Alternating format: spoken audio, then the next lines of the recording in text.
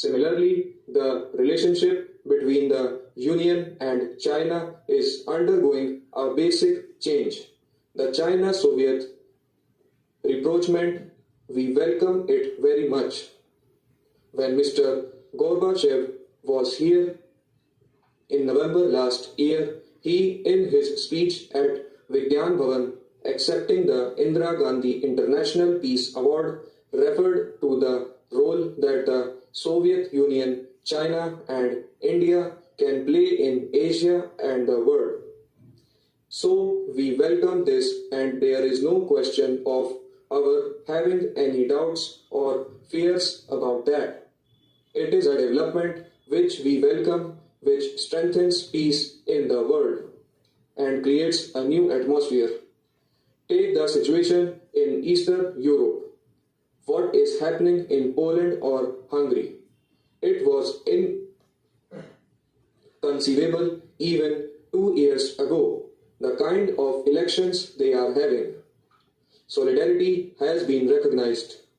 Now let us come to the role that we have played. Mr.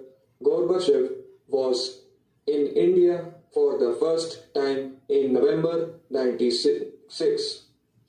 He signed with the Indian Prime Minister the Delhi Declaration.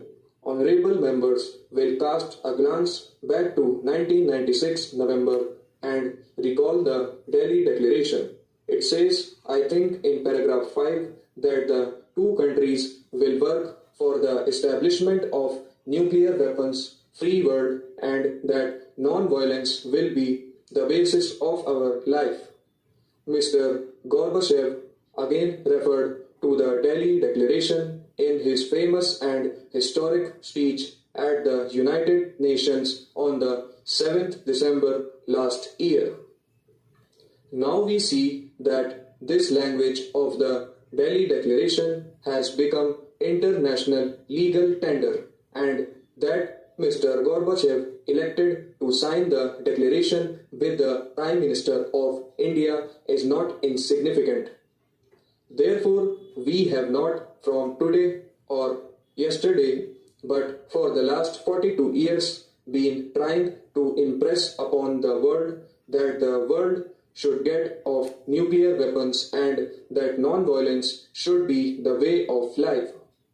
This is a great tribute to the foresight of Pandit Jawaharlal Nehru, who laid down the framework for the foreign policy of India, and he did that not in 1947, he did it many years before independence, and the fact that we have found the foreign policy framework laid down by him so useful, so durable, that it is really remarkable that a man should have such a vision that he had.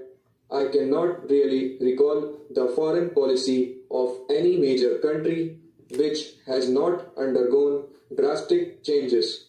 This has not happened in the case one of India.